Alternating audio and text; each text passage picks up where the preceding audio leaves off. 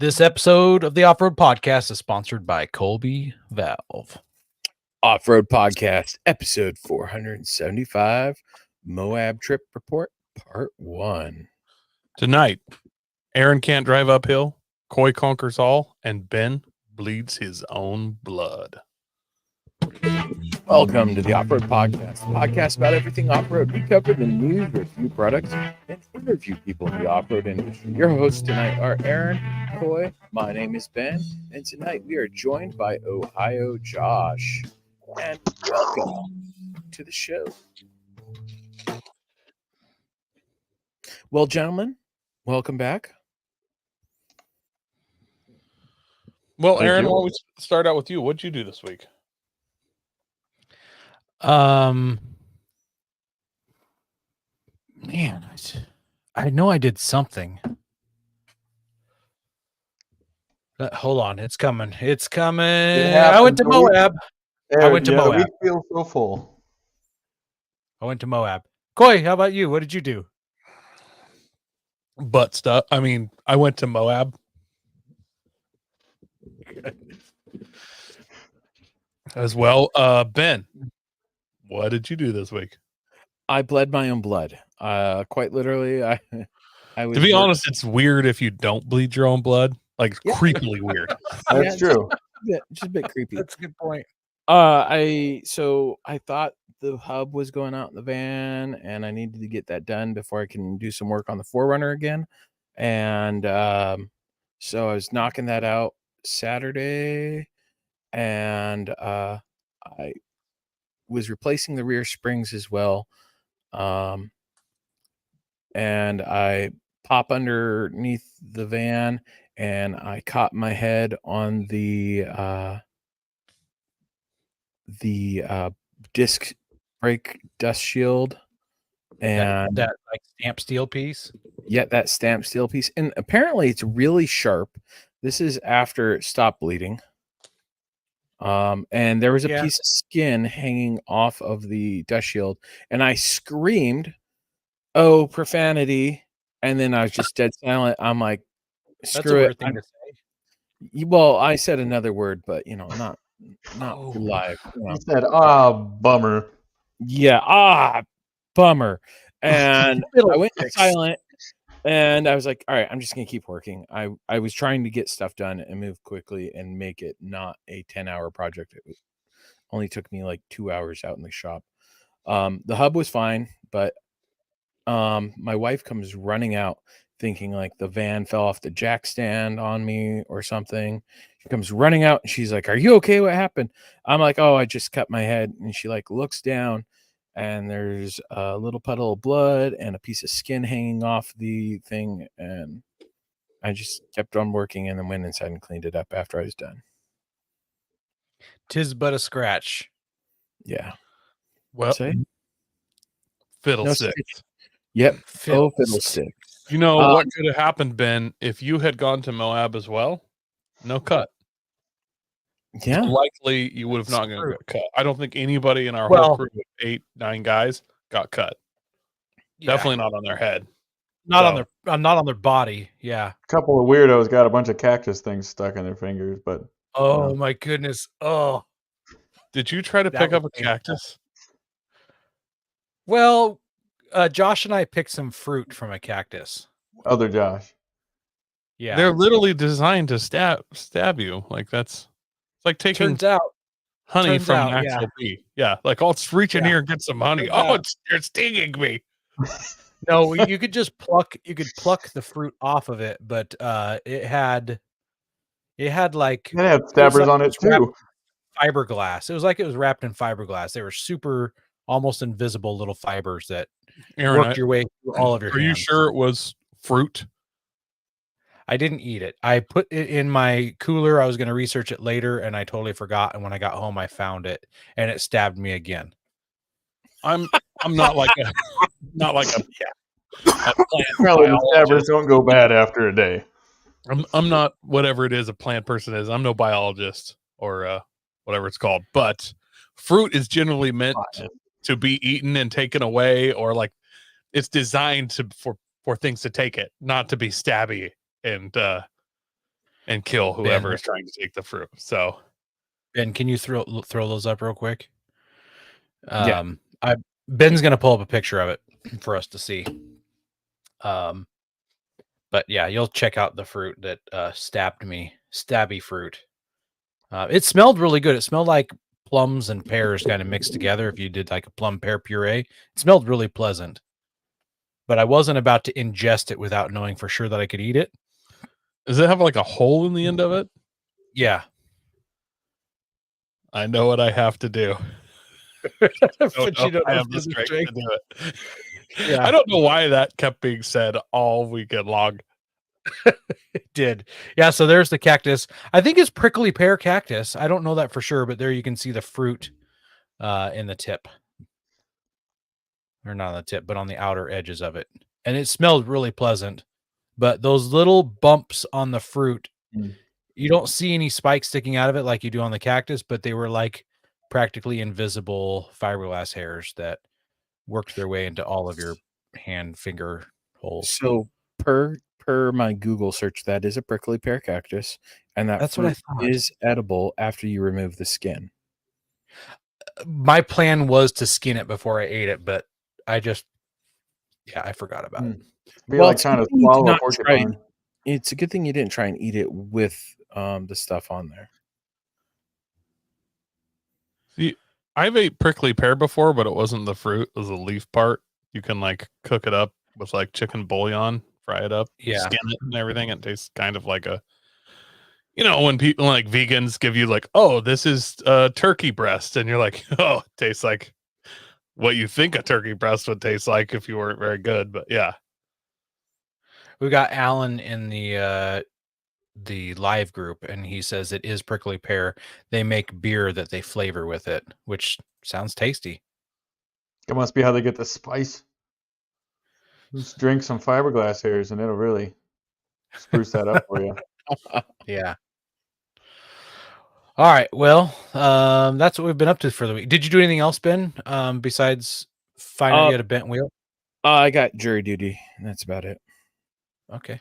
So sweet. Yeah, no, it's just been working on all sorts of other family stuff. We've got plays, and it's getting back into school stuff. It's just crazy. Yeah. Josh, what about you? What'd you do? Oh, I went to Moab. Oh, yeah, cool, I know. cool. I actually ran. I went there. I was like, wait, no way. You guys are here too? All my Don't you live friends in are here at Ohio? the same time. Yeah. Do you guys notice No, we just got a sad face reaction to our video? We made someone sad. We did. Yeah. Why would we make somebody Why sad? are you so sad, bro? Steve is sad. I don't know. Maybe he's sad that Ben cut his head. Maybe he's sad that Ben didn't go to Moab with us. That's what it is. Yes. Sorry. The Ben cut his head part is clearly a laugh react. Yeah. I did do a Facebook story thing on my personal page, and it was I had Slayer Raining Blood for the music, but it didn't say that. Fun. But yeah. We also want to thank our sponsor, Patriot Patch. Head over to patriotpatch.co and check out their selection of great patches, shirts, cleaning mats, signs, and stickers. You can also join the Patch of the Month Club for $15 and receive a patch, matching sticker, and artist proof each month. Ha! I got all three, Coy. I saw your dirty fingers in the camera. Well, what do you Yeah, do? so there's because you get a patch, a matching sticker, and an artist proof.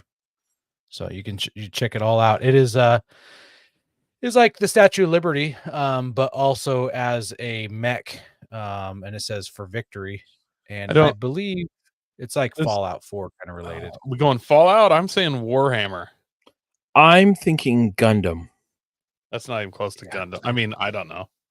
I don't know. It's nerd anime stuff. Why would I know? Her Giant robot. Her face is looking really fat. Look at that. No, masculine would be that one. I suppose. Square I'm guessing shot. that. I'm guessing that the patchmaker struggled there with the art. Tree Loving Adventures says maybe the sad face is about the Carnage stories. You need more sad faces because like it's gonna coming. get worse. Yeah. There's so much of it. This is a 2-part episode, by the way. Montana Dirt Road says, "Sorry, I'm late. Just caught something about someone putting something prickly in their mouth. What else did I miss?" So, you haven't missed much. That pretty much sums it Other up. than we did, as a group, figure out that cactuses are actually somewhat pokey. Turns out, yeah. Turns out. Who would have thought? Even the red part's pokey, apparently. Yeah. You guys ready to jump in the main topic? Let's do that.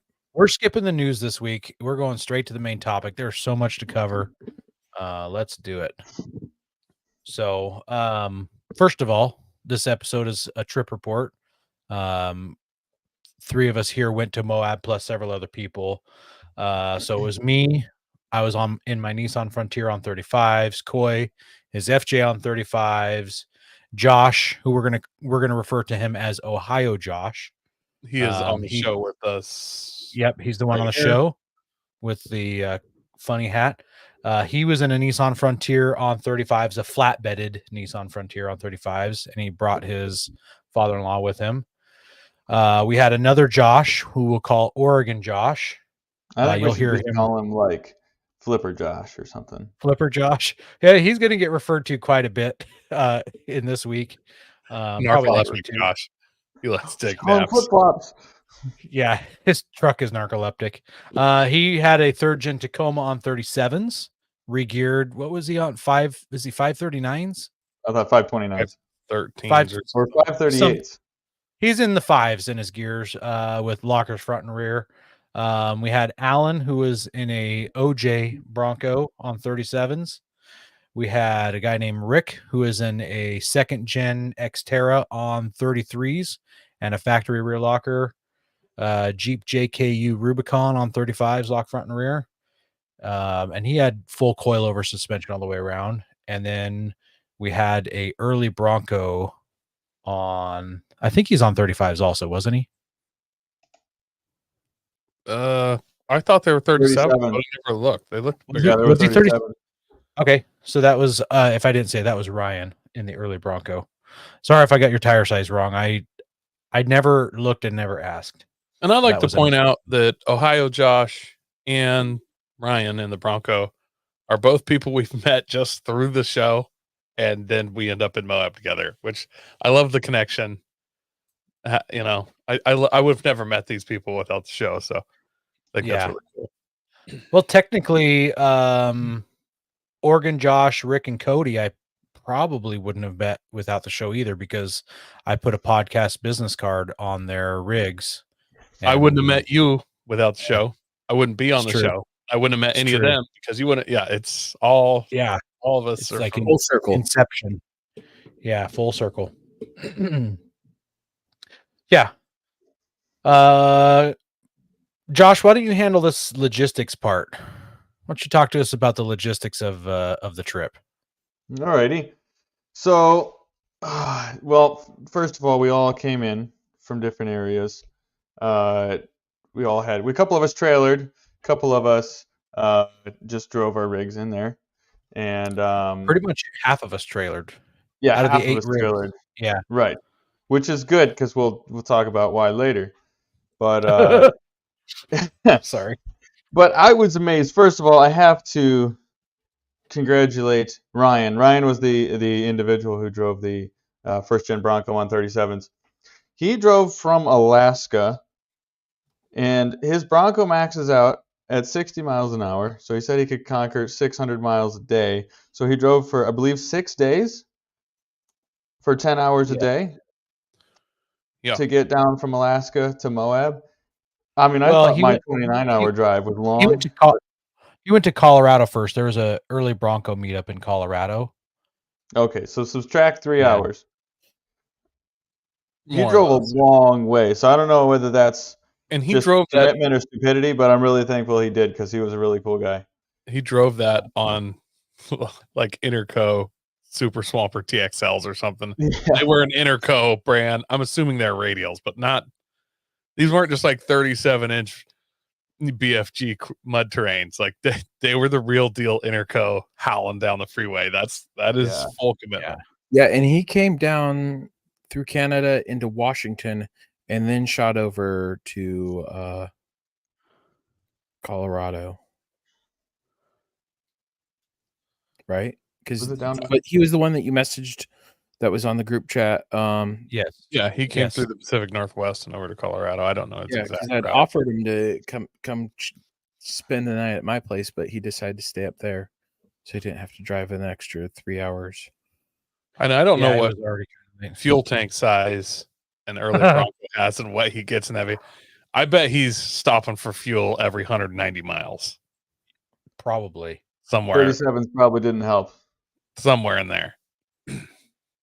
Yeah, and he's got no AC and no radio, if we're honest. So you got to figure that's 10 hours of driving plus 3 fuel stops. So that's you're at a minimum 11 and a half hours probably. Fuel stops. It's stretch your legs, get some lunch in there somewhere. Right. Here's a sticker of his Bronco for everyone to check out. He passed out some stickers. Cool rig. It was, yeah. Super cool rig.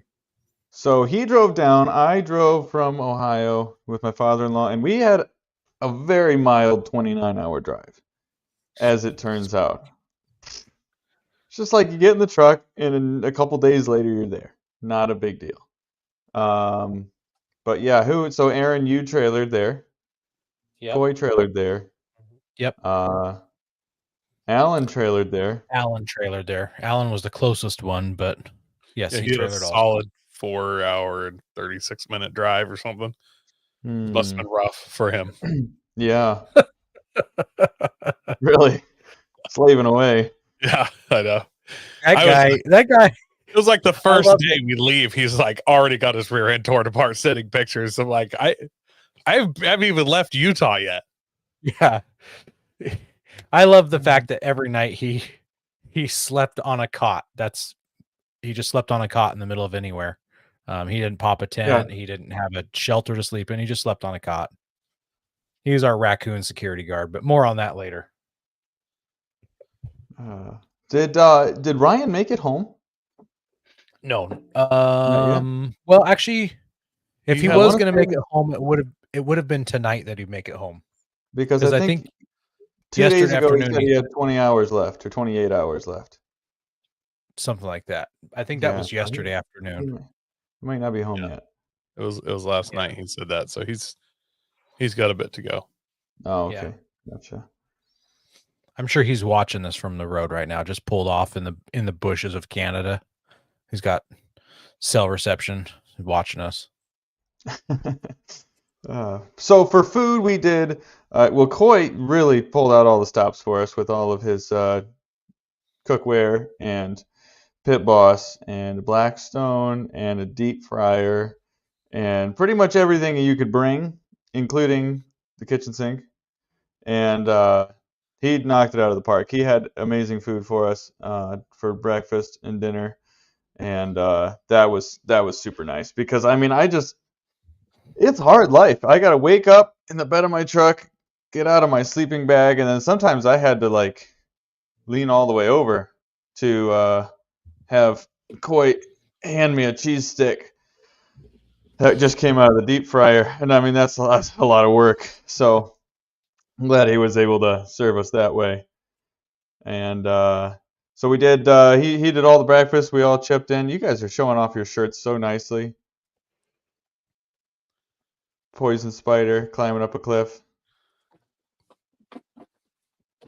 But so yeah, he did all that with food drinks and snacks where everybody just kind of did their own thing. So when we were out for lunches, we would just grab whatever we had, or when we may or may not have broken down on the trail, we lit up all of those and kind of divvied it up and came up with some creative combinations between the snacks that we had because we were hungry. So we camped about 10 miles out of Moab at a Gold Bar group campground. It was about 3 miles from Poison Spider, the trail entrance? Yeah. Yep. Yeah, it was very close. Worked out really well. I was happy with that camp spot. For the most part. I wore shorts the whole time, and I have crackhead legs, like from all the mosquito bites. Well, yeah. I think But I got I like don't know if 3 you're gonna avoid mosquito that. bites. Dude, I have crack sore legs, like because I refused not to wear shorts because it was hot, and like I wore shorts. I wore shorts from when I left on Thursday until whatever day yesterday morning was, Sunday morning, when we were in that Oregon Pass at the top of a mountain and it was start raining. I put I pants also on. I don't have the willpower to not violently scratch mosquito bites, so it's kind of my own fault. But like, Yeah, well, it didn't help that. So that wasn't the Colorado River that we were next to. What was the name of the river that we parked along? Colorado. That was the Colorado. Yeah. Colorado River was more like a Colorado mud hole. Slough. Yeah, Yeah. and so that didn't really help the bug situation at all because they had a opportune. The Google living. images showed clearly a river right next to camp, and there Yes. was, but it was one river bed over. Like the river had split in 2 spots, and then it was low enough that the spot dried out. And Yeah, I there's just looked when we were. puddles It of still showed mosquito water bites. on Google Earth. It still showed water the day before in the river, so it must have dried up within 12 hours. I mean, it's a pretty amazing evaporation rate.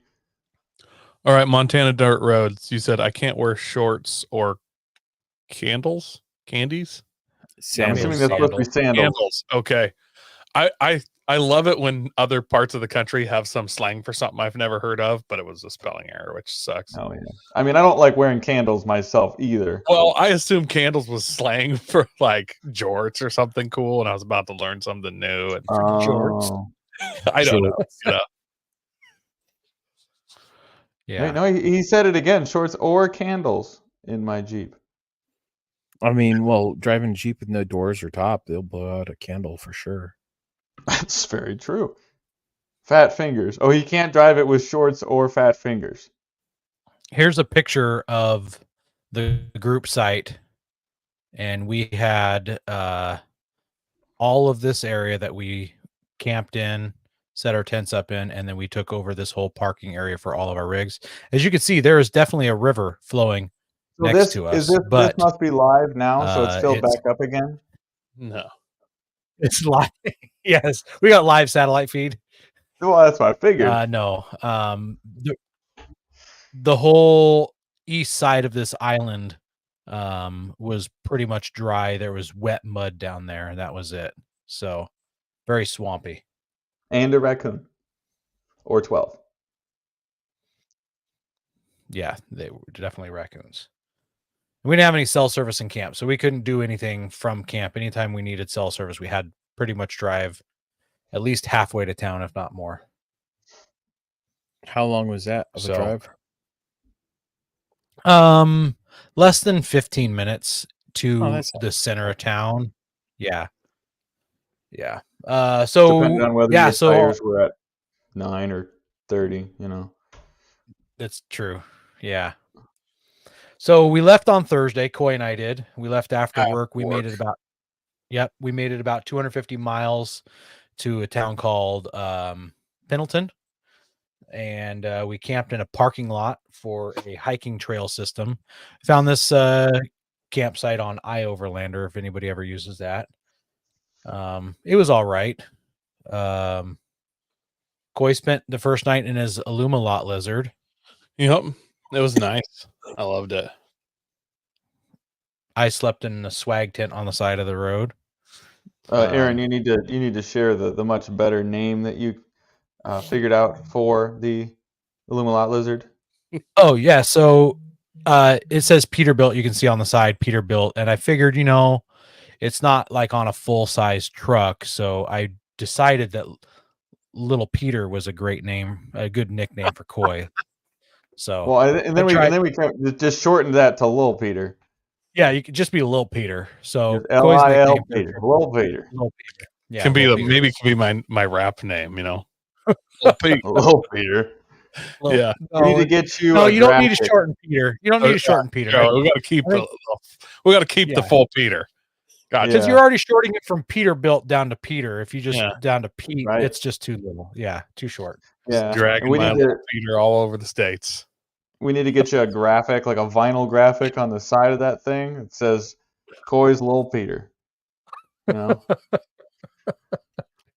Coy, Yeah. Well, do you if I put a do- bigger Peter on there, it probably would have hurt. So I hear the Coy- big ones too. Coy, do you have a dune flag on the back of your FJ? No, Is that I what that have is? a full size CB whip. Oh, okay. That was actually very helpful when you'd go over an edge Right. because I could just see the tip of that thing wiggling around. So it let me know that you were right over the edge still. It was nice. Depending on how violently and quickly it disappeared, you knew how steep the top was on the other side. Oh my goodness, did he fall off a cliff? Yeah. So that was Thursday. We left Thursday. Alan, I don't remember what day Alan left. Alan left Tuesday or Wednesday, but he went to. Did he go to New Mexico for a different Jeep trail like event that he went to? Some kind of balloon 4x4. I can't remember. Yeah. So anyways, Alan left a couple days before we left, even though he was the closest one. He went on some other thing. So, and then Friday, Coy and I left. Basically, it took me 12 minutes to tear down my campsite and start driving away in the truck. And we put a solid 12 hours of driving in, which you think you could make it a lot in that amount of time. But we tried to keep the speeds around 65. No, even though hang on. I got to correct you on that. Coy's driving an OBS Ford that's stock. He was doing the best he could. 65. 60, you don't try to keep it down to 65 when you're driving the old 7.3. I know because I drive one myself. That's the best you can do. So There was moments that I hit like 72. Was it really? Absolutely. Aaron Yeah, asked me, he was always like, how'd you do on that hill? Like how to climb? I'm like, I don't know. I put it to the floor for every hill. Like that's just all it's got. Every hill. As I come up to it, I try to get what run up it I can. And I just stuff it. I actually like to put my heel into the floor mat, kind of drag it back to make sure that last eighth of an inch, I'm getting the full meal deal on that pedal. I just enjoy that you can see a cop, and if you're driving faster cars, you always have that, there's a cop, and every time I'm just like, I don't care, like I'll just keep flooring it. Yeah. Oh my God, Montana dirt roads. He waited for your antenna to disappear like a popsicle at Oprah's house. Yeah. So in that 12 hours, we did about 600 miles, and we camped in the middle of Lehi, Utah, which is just outside of Provo, south of Salt Lake City.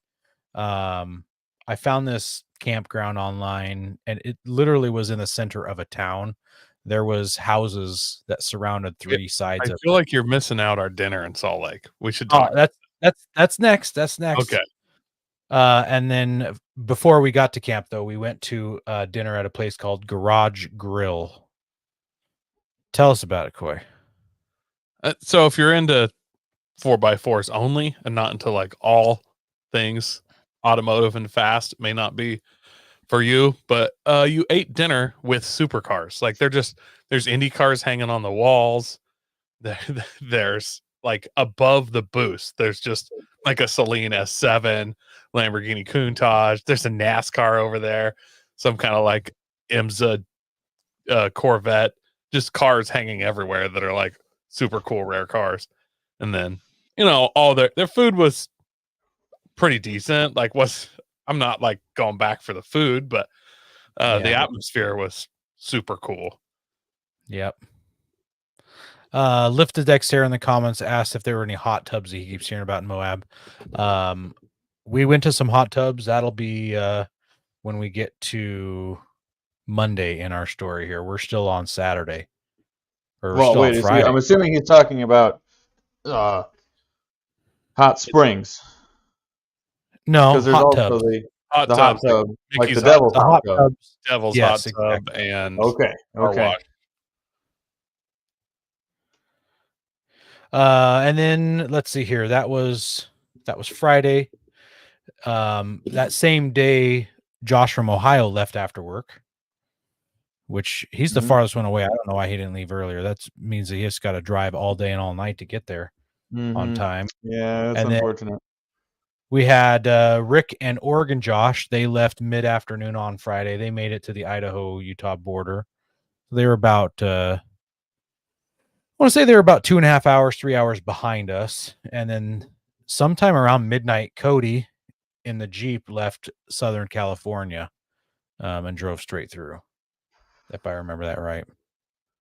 Just fair warning to anyone else out there trailering, as we already mentioned with the 7.3, if you're planning to cross the mountains, the Rocky Mountains that is, and you're driving somewhere around 12,000 feet, what's that?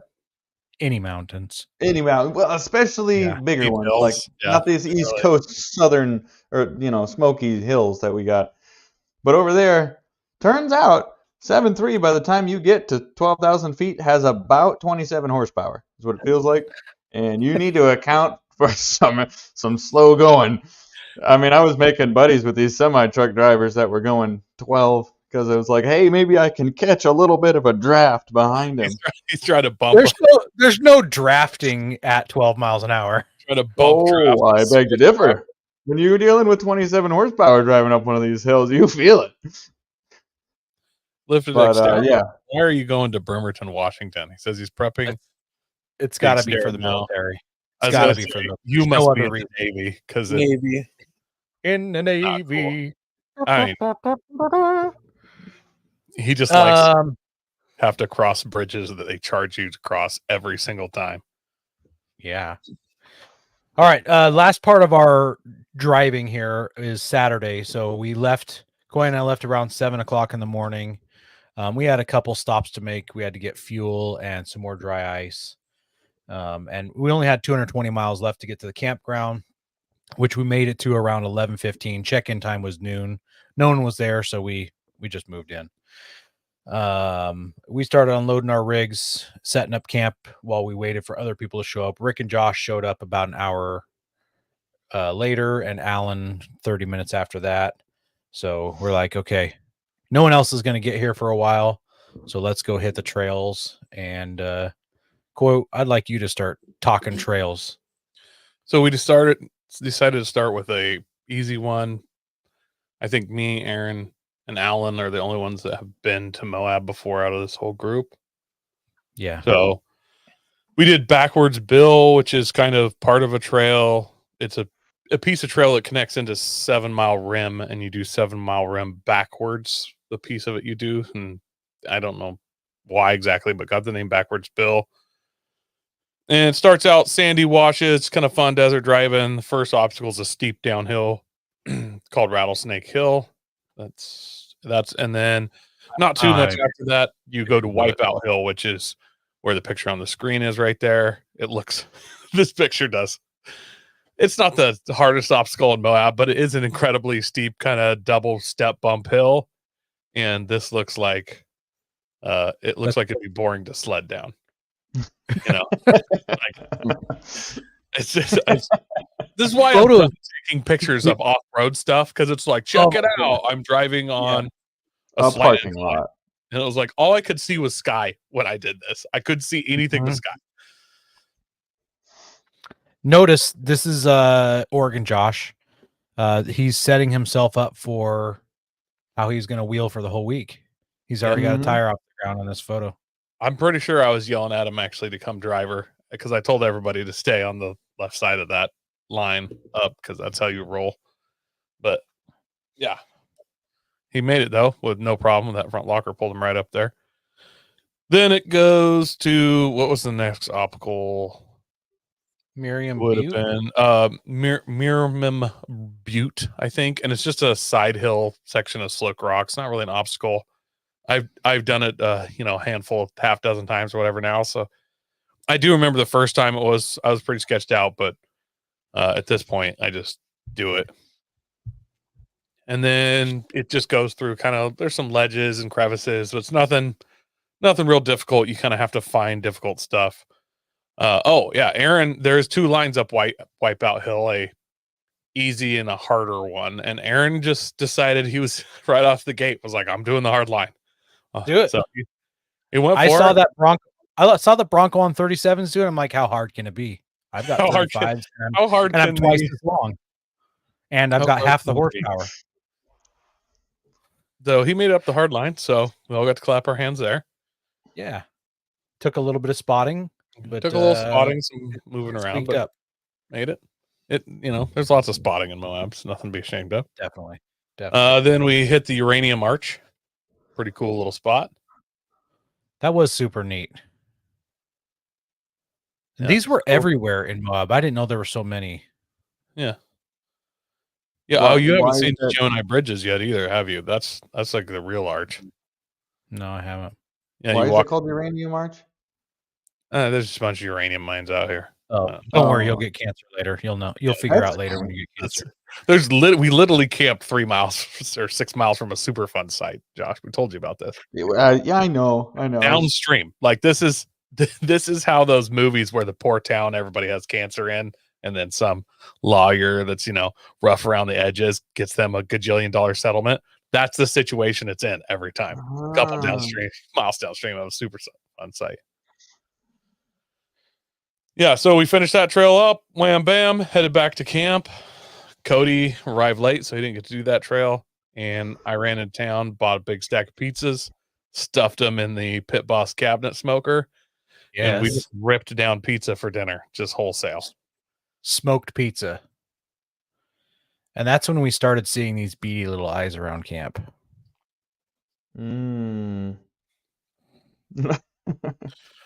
Montana Dirt Roads asked if it has uranium in it. I don't think so. I'm not a geologist, and I definitely didn't bring my Geiger counter. I suppose it's possible, but I think it's just there's probably an old uranium mine nearby, if I had to guess.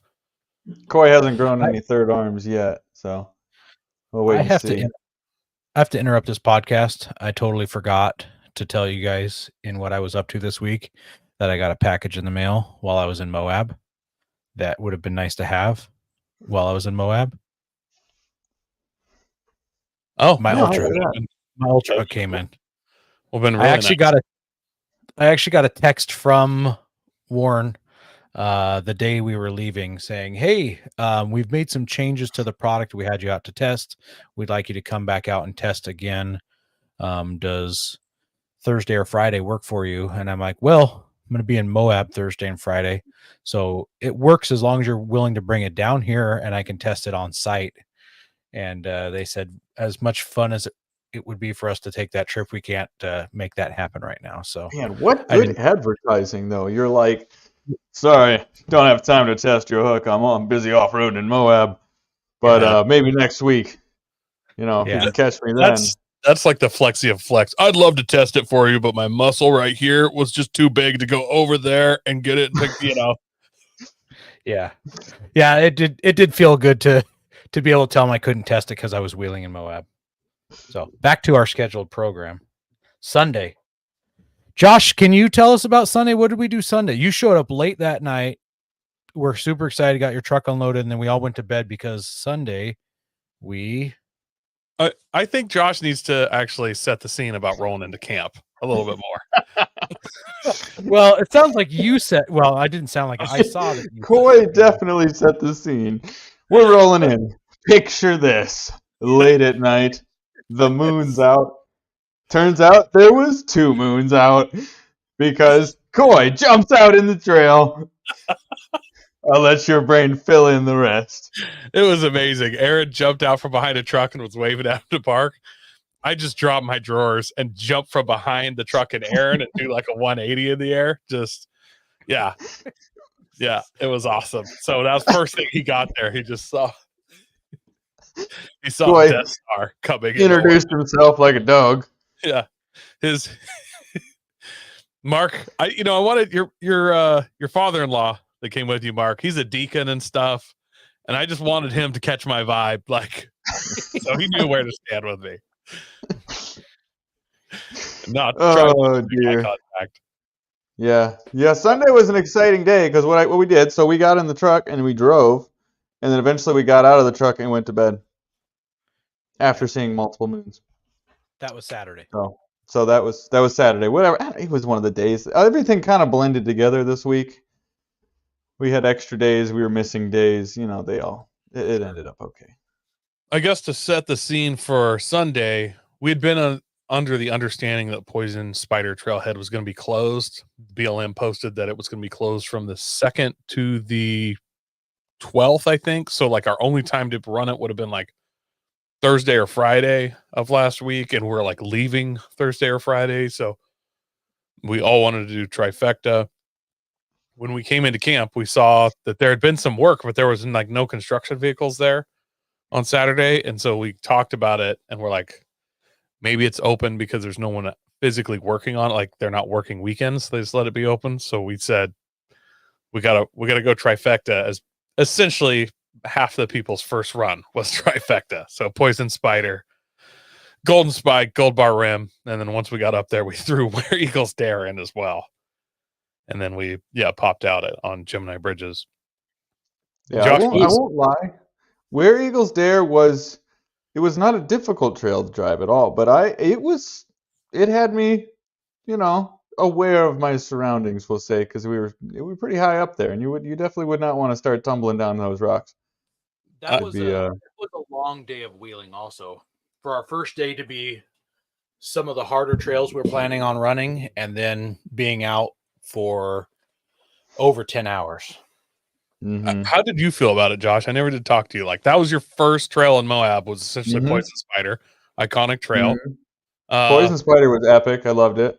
But I mean, like, just getting into it when you're like, I'm in Moab, I'm wheeling now. Like, what's running through your head? Like, I did. I got in the truck, and I like grabbed my father-in-law's leg and I shook it, and I was like, "We made it to Moab!"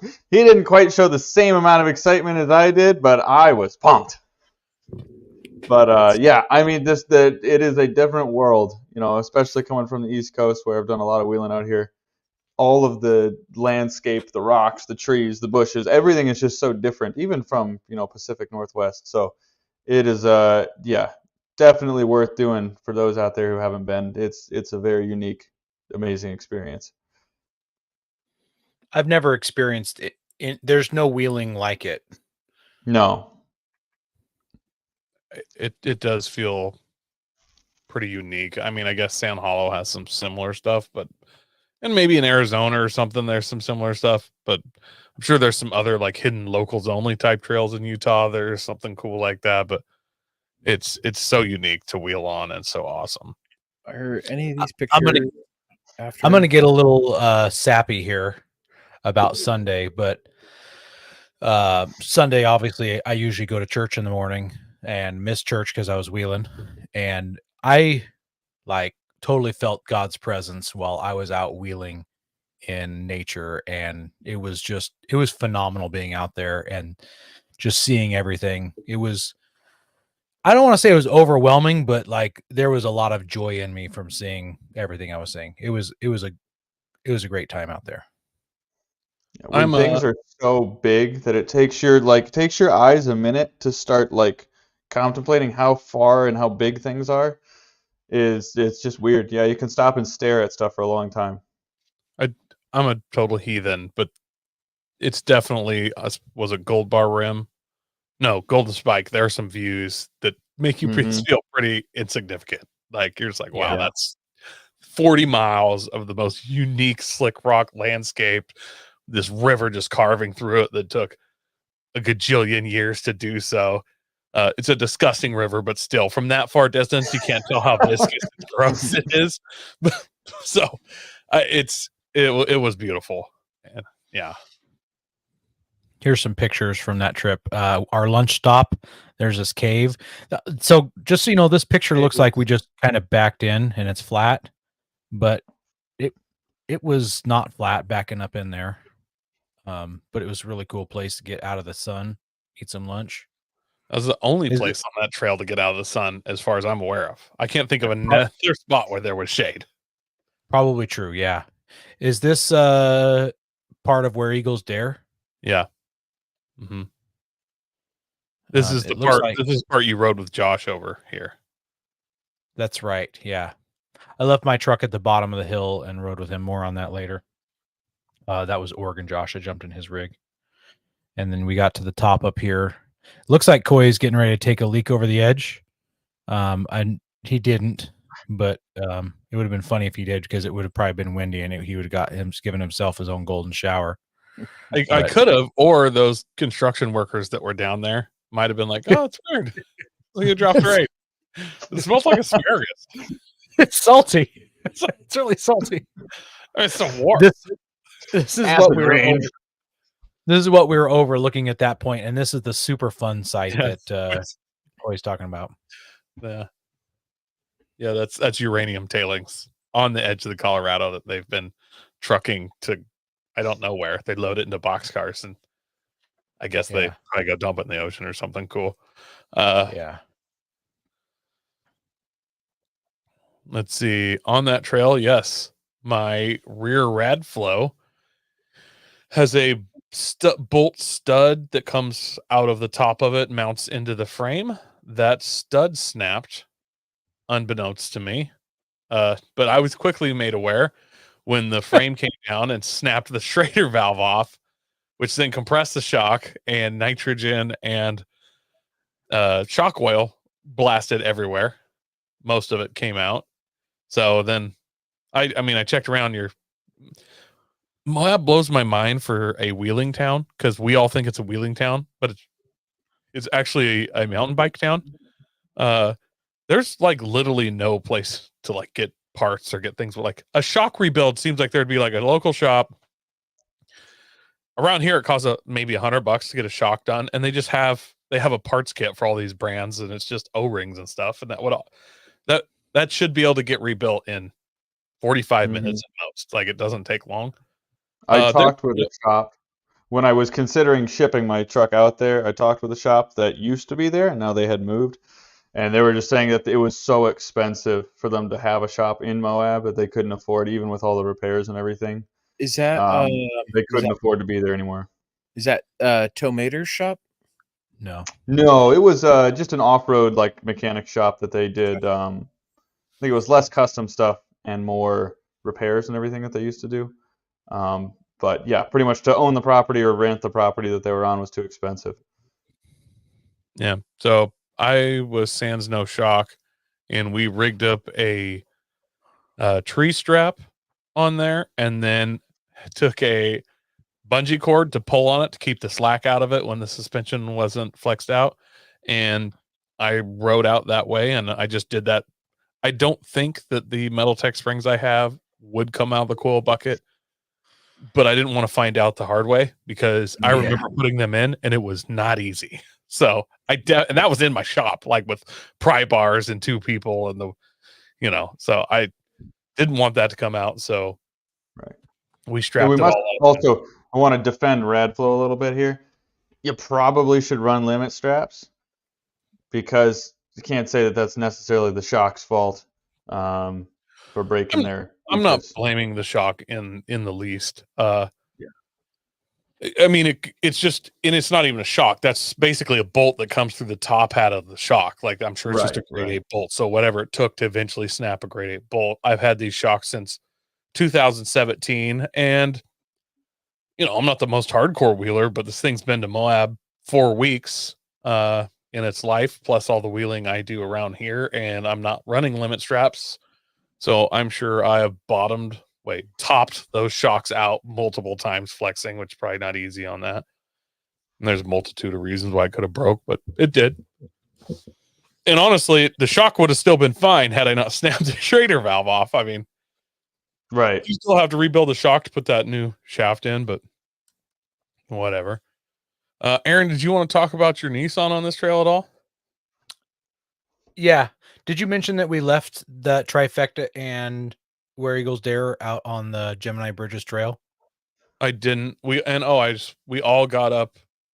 Gold Bar Rim has the famous air quotes waterfall at the end of it. That's the hardest. Oh, that's obstacle. Right. There's a video I'm on that one. To report that every single one of us got up it without winching. Yes, so that was cool. Alan, of course, walked up it in his Bronco pretty easily. Took him like 2 tries. Took a little bit more placement with me, but I was like the first one on smaller tires, And then we got the line kind of figured out. And once I was up, everybody just hit the same line Alan spotted for me to get up. Just boom, boom, boom. We all just popped up it. I was almost disappointed because I've heard it's super hard so many times. And like, hey, you're just going to have to winch up it if you're on 35s. Yeah. When in fact, an Xterra on 33s drove up it. It's the video of your Nissan, Aaron? Yeah.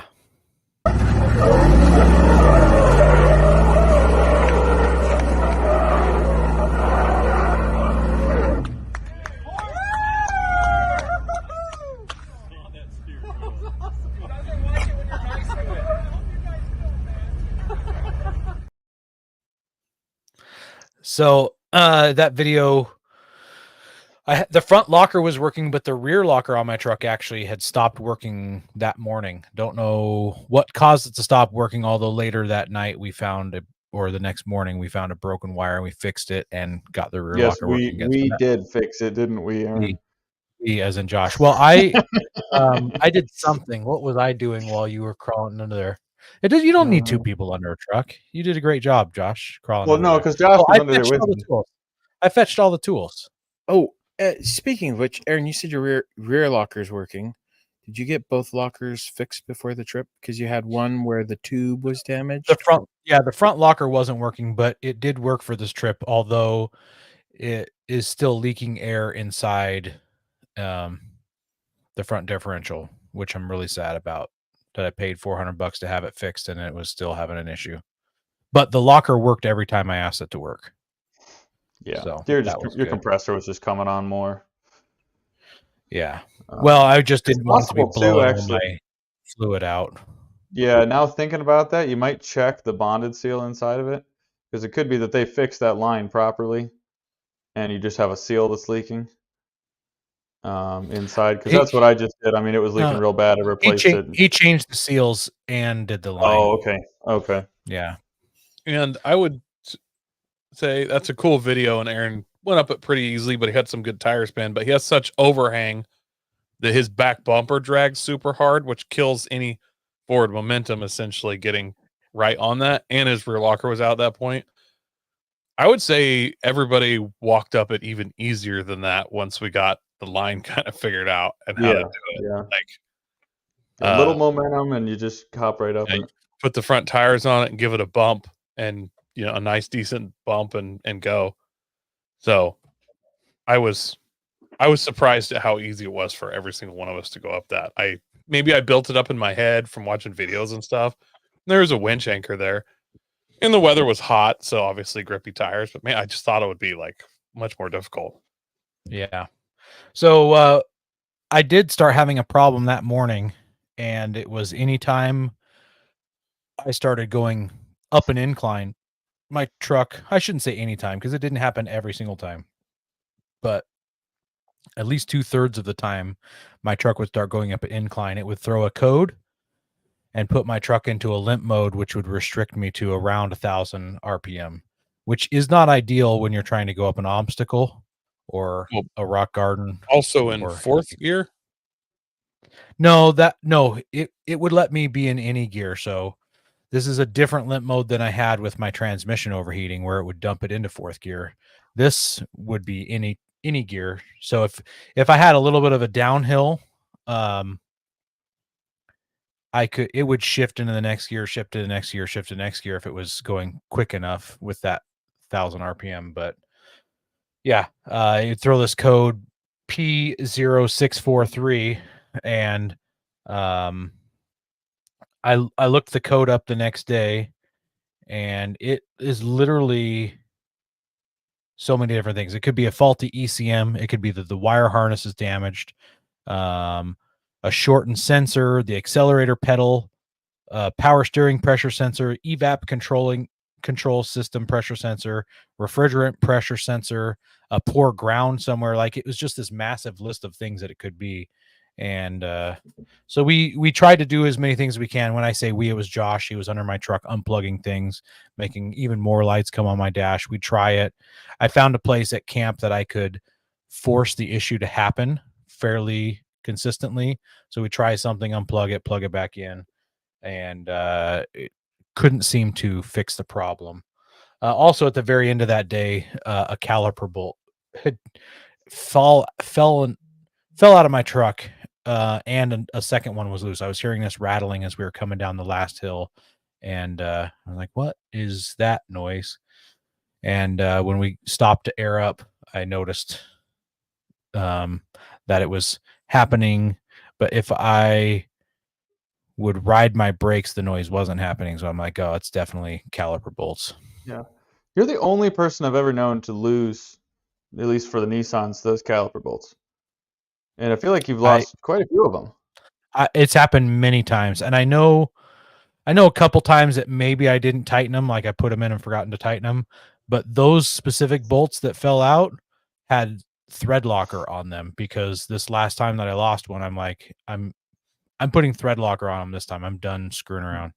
Are you still using that? You're using that big 1/4-inch drive breaker bar on them? 1/4-inch drive? No, You really crank those down with that wrist, you know? I don't use an What impact color? gun like you did. What color of Loctite did you use? Red. Wow. Yeah.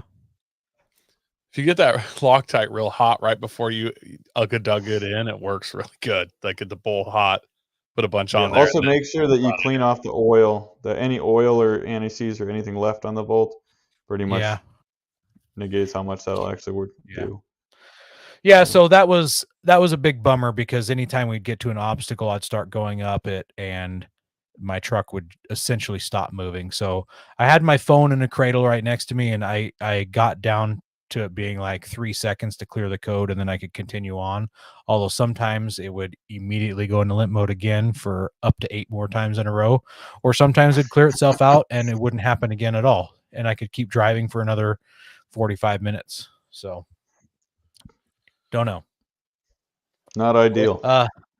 And then after we did all those trails, we rolled back into camp. It was dark as we were rolling into camp, and some people left. I was airing up. Some other people left before I was finished airing up, and I'm rolling into camp, and there's a guy standing in camp, and I rolled my window down and pulled up to him because I thought it was Josh for a second, but I'm like, no, his beard's different. Who in the world is this guy? And it turned out to be Ryan from Alaska with the early Bronco.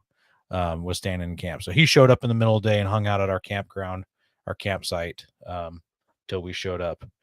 And then Coy threw some lasagna in that same smoker for dinner, and we had smoked lasagna for dinner.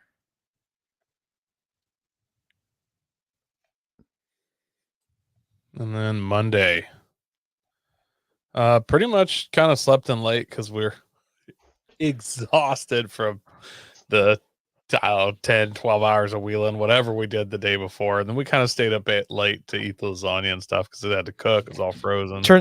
Turns out it only takes an hour and 45 minutes to cook lasagna. Well, honestly, when I planned this all out, we weren't doing trifecta on the second day. I didn't think we'd be getting back with Where Eagles there. Yeah.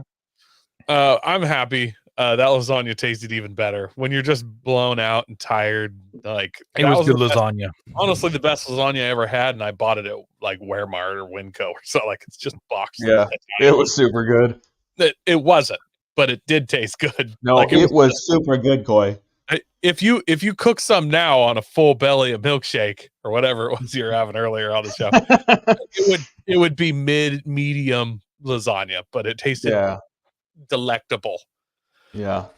And the worst part is I saved some of it, and I was gonna do a lasagna and egg breakfast burrito the next day, and I totally forgot to stuff my breakfast burrito with lasagna till after I'd ate a giant breakfast burrito, and I was bummed out. Which I didn't. Didn't say. I bought the absolute gargantuan breakfast burrito tortillas. Oh, like you're supposed to have on that snow trip? I don't know. They're huge. It's delicious. Whoever brought those rolls, or I don't know what rolls, bread or whatever they were, but we put open it up and put the lasagna inside and make it like a sub. That was so good. Made it much easier to eat. I think that was Oregon Josh who brought those rolls. You got the Oregon rolls. Josh, but Josh is killing it. I actually bought like frozen Texas toasts for that night, and then put it in Alan's cooler and completely forgot to heat it up. And then I guess Alan still has it. I don't know. It's gone. Huh. Let's see, Monday. I got to give a shout out to the O'Reillys, and that gal that worked there, don't know her name. Oh, Young lady that's into wheeling herself. I have a really good O'Reilly's near me, and they're not just the what kind of rear do you need? Is it 2-wheel drive or 4-wheel drive? Like it's not like that. Like there's good people to work there, but this lady was above and beyond. I rolled in with this 2.5 inch, extended long travel rad flow shock, and I'm like, I need something with an eyelet on one end and a stud on the other that's close. Just get me close. Like it doesn't have to be perfect. And she just started running specs and opening boxes. We were just like setting them down, and then we get to a Jeep JK shock. yeah. And it is had to step kind of low. Yeah, and it's not my favorite brand. It's the Rancho. Rancho. It is Yeah. a Rancho. Coy's got Come some on, how could Rancho you forget parts on his FJ. Yeah, don't forget about that top-notch part you got on there. Oh, I put He's the sticker got- on the back window, man. My truck says Rancho on it. I went full. I'm a fan now. I'm thinking about instead of rebuilding my my super custom rad flows, I'm just gonna switch to Ranchos. Like It worked. It worked. You got it for the rest I'll of the just week. grab another one from the nearest Yeah. O'Reilly's In stock. In stock. Yeah. We had to get what would you call it? In the rear bushing, there's the metal bushing and then the rubber. So that's little inside sleeve. insert sleeves on bushing. there, yeah. We had to get out and then just go straight rubber onto the shock stud shaft, whatever you put that on. I don't know what the correct name would be. So Ohio Josh, luckily was there with me.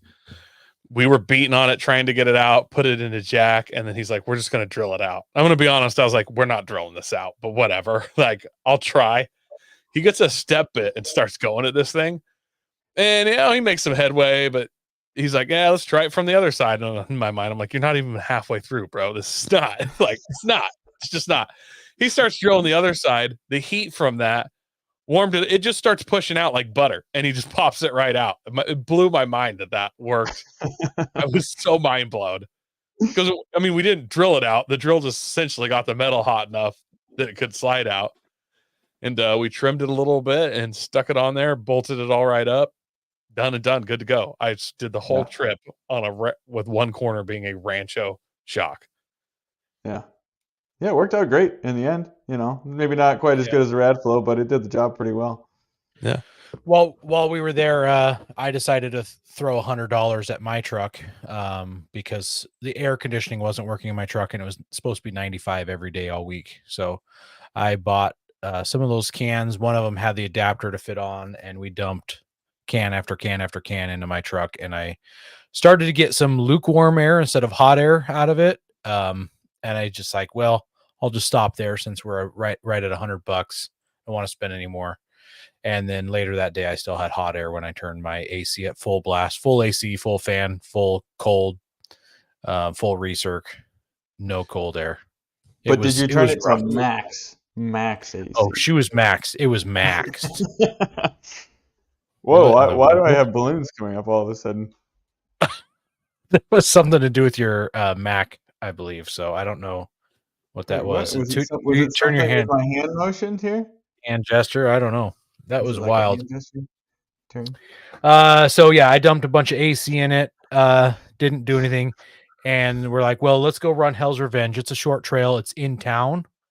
For those you don't know, a lot of the trails are outside of Moab, scattered all over. Some of them you have to drive like a couple hours to get to. This one's in town though. Hell's Revenge. It's a good trail to do. Sent everybody on, and Coy and I have speed run the trail when we were there last time together, and we did it in 2 hours, start to finish, including doing Hell's Gate, which is one of the 3 main obstacles on that trail. And that's where things started to. Actually, they didn't start. They continued to go sideways on our trip, literally sideways. You want to show a video for that one, Ben? Yes. online is that if you drop a tire into that groove, you're done. But it really isn't that bad. With my rock sliders, I've backed all the way down. It's just fun because they stick out just enough to keep me from rolling. But yeah, that's how people roll. Yep. See how high he is on that wall and walk right up. Oh, stop! Stop! Oh no! No! Back up! Fuck! What was that about? Poor Josh. I don't know. Son of a bitch.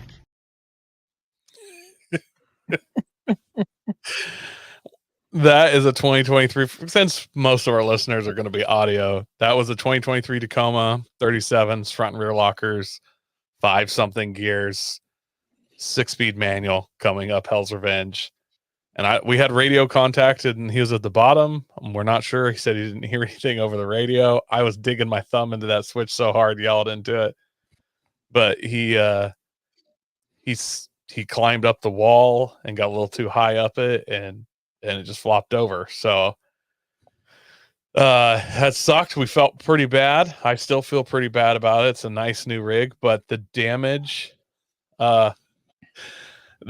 was kind of minimal, surprisingly. Really, it broke his mirror and dented right where the mirror was. So the window it still goes up and down, but you got to kind of push on it to line it up and stuff when it gets to the top. But door opens and closes. There's no giant dents in the door or anything. It was really just the mirror, essentially, that broke. And we got a couple winches on it and popped it back up, drug it up top, bumped the starter a couple times to kind of make sure we got all the oil out, and fired it up. And it was only on its side maybe 10 minutes. Yeah, we did. Alan did get a breaker bar and then rotate the crankshaft around with a breaker bar. Oh, I didn't even know he did that. Yeah, just to make sure there wasn't any. Yeah, he grabbed. I saw it within his hand. I believe he did, just to make sure there was no oil in the cylinders because we didn't want to lock something up. But once he rotated it around and felt that everything was okay, he. Badland Industry says, I don't think that was the only dirt nap the taco took that week. We're not trying to jump ahead. And Badlands, I thought you were going to show up for a little bit or something, but I would have loved to have seen you out there. Yeah, all things considered, though, with rolling over there at the top, he got off remarkably well, considering how many rigs we've seen videos of bouncing down that hill.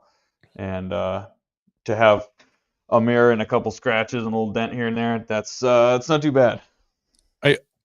In hindsight, I like that in the background, like in this video, you can see me as a spotter up there with the radio, but in the background, you can hear everybody talking, and they're talking about being high on that side so you don't slip into the notch. As the Tacoma goes so high on the side, he flops. It was like the opposite. And this was probably I don't know. I think there's only he was the second to last vehicle to come up that, and we all kind of went up it, I think, pretty much without problems. But yeah, I was about to go up it again, and then he did that, and I was like, you know what? I'm going to wait till maybe later on in the week. And I got to say, to Josh's credit, he got it all, and it was still kind of smoking. I'm like, I kind of said it half joking, but I always do kind of say it half serious. Like, are you going to spin around and do it again? So it's like, back on the horse, buddy. And he kind of, and he's like, got to do it. And it's Smoky Toyota took off, dropped down the bottom. And then it took him a while to get over there. I was like, no, please don't say something. Like, hopefully it didn't like die and a rod snapped from hydro lock and the oil or something at the bottom of Hell's. We got to winch him out. But yeah. Alan says that a lot of people who run that trail roll their rig because they don't go high enough on that side. Well, so he was trying really hard not to roll. Yeah. He did a good job of overcompensated slightly. Yeah. And shortly before this happened, we got approached by a guy in a 5th gen 4Runner, and his name is Farron. And he's like, hey, I see you guys are from Oregon. Where are you from? And we told him we talked pleasantries, and he's from Oregon also. And so he kind of palled around with us a little bit later on that trail. And then didn't hang around with us anymore after Josh flopped. So I don't know. He showed up scared him off. Flopped. Was it after? Yeah, because we just got Josh to the top of the hill, and then he came up, and we were like, we saw a brand new Forerunner with what looked to be brand new with every mod you could do to it. So we knew he was either a newbie or a veteran to wheeling, and he went unspotted and just scooted right up Hell's Gate like it was nothing. So he definitely popped knew down what he and was just doing. ran up Hell's Gate like nobody's business. Farron could drive. I'll give him that. Yeah. Dude, Yeah, dude he was. Farron was. I don't know if he's listening tonight, but he was a great guy. I look forward to wheeling with him in the future. Yeah.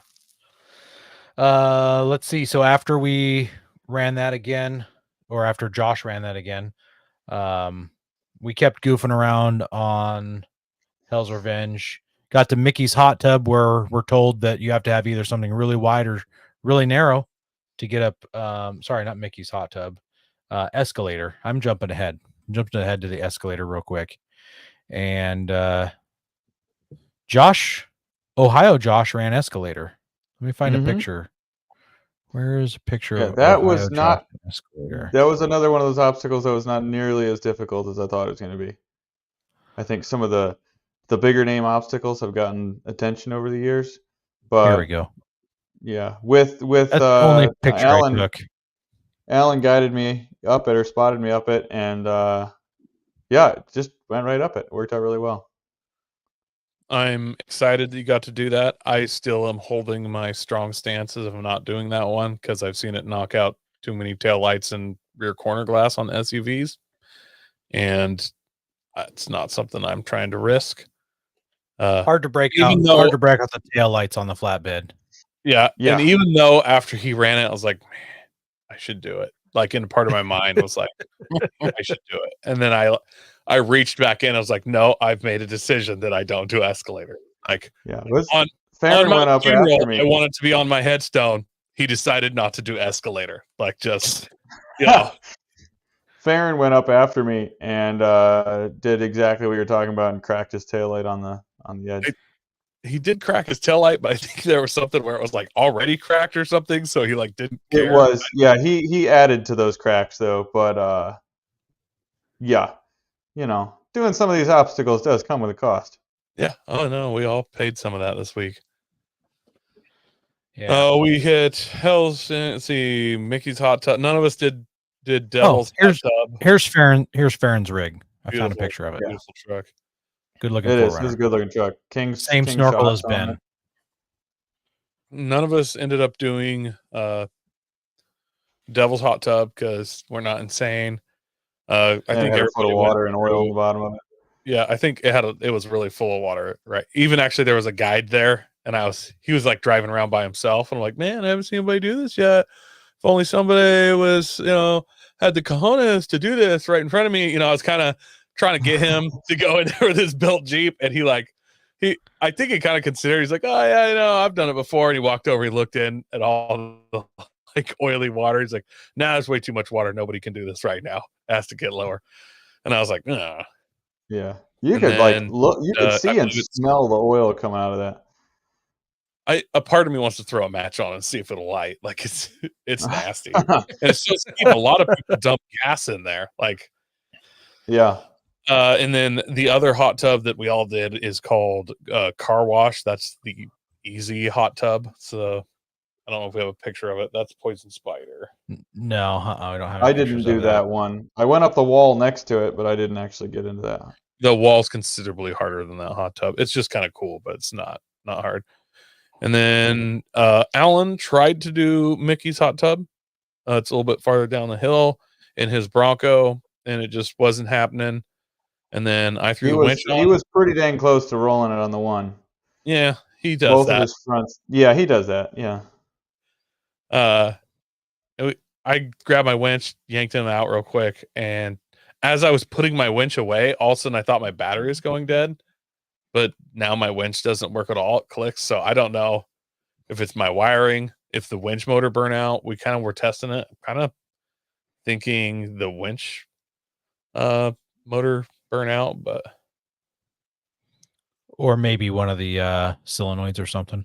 Well, it's contactors, so it shouldn't be the contactors, but contactors clicking, but it's not connecting to the other side, or I honestly think the motor burned out, but I'm not really sure. I never got hot. don't know. You pull it out, we can test it with a multimeter. Figure out what's It's wrong. probably that steel cable. How dare you?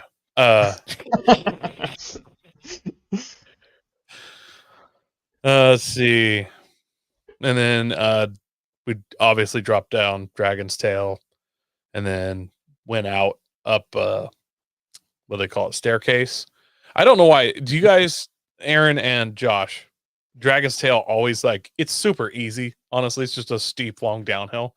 It unsettles me every time. Yeah, You're driving on a rounded ridge. It's not like you're on a flat plane going down a hill. You're driving down a ridge line the whole way down. And I just don't know what it is about that one. And it's even worse at night. I've done it at night like 3 times now, and I don't like it at all. Like, I just don't like that one. You have to do it to do the trail, but every time I'm like, girl, I don't like this one. Yeah. It's one of those irrational fears because it's like anybody can drive in a straight line and go straight down it, no problem. But for some reason, because of the angle of it, it's just the whole time you're just kind of like. I think it's the drop off into it, because when you drop off, if you're off a little bit, then you're like, oh no, and you got to try and. I'm not sure what it is, but don't like it. And then we went up. I won't call it staircase, whatever the one is on the way out, kind of cuts around the fins. We all shot up that. Alan decided to not run lockers and run a goofy line. I've never seen a rig that I thought was going to flip sideways and backwards on. Yeah. I don't know. Flip it diagonally. He loves to just have fun and do some crazy lines. And he kind of scared me with that one, to be honest, but he put it. I like how calm he is in the seat though, while it's flipping. It's just kind of like turning back. And you kind of just see in his face, like, I guess I should put it in reverse. And then he catches it. I mean, it's just knowing the limits of your rig is. I've literally never seen him get excited in the rig, like no matter how hardcore he had it. Yeah. He gets he gets way more angry if you're like, I'll stack a rock for you. Then he like gets upset. Absolutely not. Get that rock out of here. Don't you dare. I'll roll this 3 times before you stack a rock. Yeah, we should have offered him a traction board. Oh. He'd probably come at you with a blade. I don't know. He's not an overlander. He's a real off-roader. We finished up that day swimming. Lifeline, Alan's in the comments, says not caring about the vehicle helps a lot. I'm sure it does, but I just don't like being upside down in a vehicle. Finished up with a beautiful little swimming hole on Mill Creek, right by Potato Salad Hill, which Ohio Josh climbed as well. He was throwing that Nissan. Everything he threw it at, it went up. I was pretty impressed with his Nissan. Turns out these Midwest guys can wheel in the West. It's because we're used to wheeling on shale where we have no traction. So when all of a sudden you give us traction, it's like, oh, check this out. I can actually go up stuff. They're used to having to fully commit, like just give her the go juice. In the Northwest, we don't really have to commit. Like, oh, I'll back up, Yeah. Finished that out, and then we went back and had pulled pork tacos, and I have to say, go back to that last picture. Yeah, see, I was committed, and I wore my hat, and couldn't help but notice you didn't, so I feel a little left out. To let the listeners know about the hats, I shave my head because it's cool.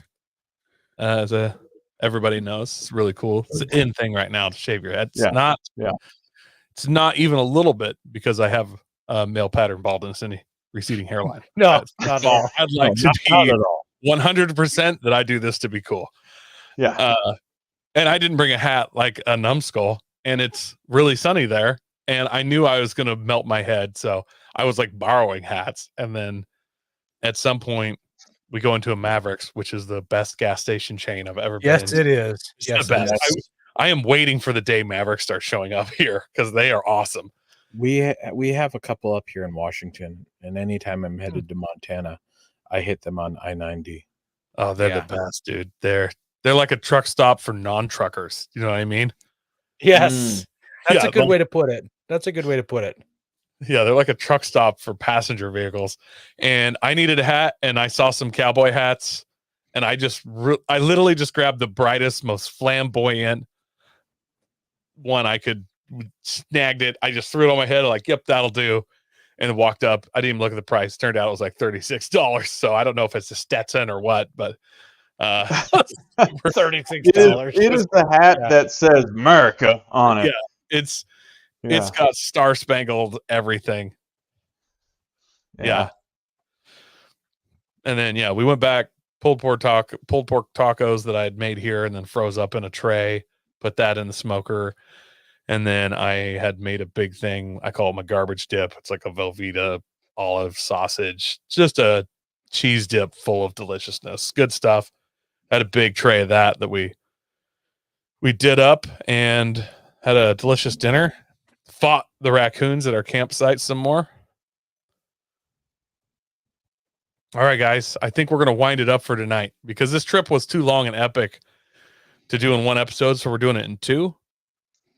Yep. Next week, Moab trip report part 2. Dose. I think Stay tuned, you guys. Going to try and join us for that as well. He better, because it's only going to get more wild from here. Chaos continues to ensue. Yes. So we want to thank everybody who's listening weekly. Aaron, you need to do one of those 80s teasers for the next show. How will this ragtag band of four-wheelers make it out of their predicted next week on the Off-Road Podcast? One of those like A-Team ones. Real quick before we sign out, Coy, I gave you a gift on our first day, and I just remembered it when you said 80s ragtag thing. Yeah. Do you have that with you? Okay. You get in this truck. Okay. I'll have it for next week. Stay tuned for next week to find out what kind of gift Coy was gifted on our first day on the road. You guys are going to love it. Yeah. Coy actually made it himself. He didn't know it though. Turns out. You have to figure that out next week when we are live, same bat time, same bat channel, 7:00 Pacific time. We do want to thank everyone who's listening live, everybody who watches weekly. We appreciate you guys. Check us out on YouTube. That's where most of the ruckus happens. Make sure you're sharing us with your friends. I'm glad you guys enjoy the show. God bless America.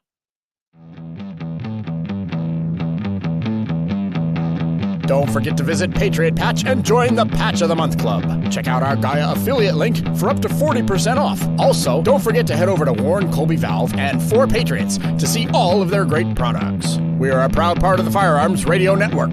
Got a question or comment? Send it to us through our Linktree account or by searching for Off-Road Podcast. Also, you can listen to us live at overlandradio.com Mondays at 7 p.m. Pacific. When off-road, please remember to have fun, tread lightly, and be safe and courteous. Thanks for listening.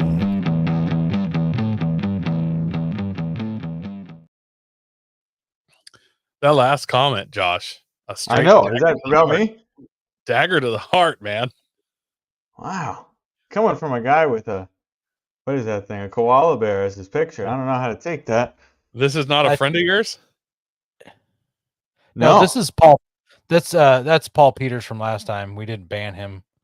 He was he's the one that just jumps on with the one who says it looked like I was taking a dump. Yeah. Yeah. Super cool from a guy with last name of Dick.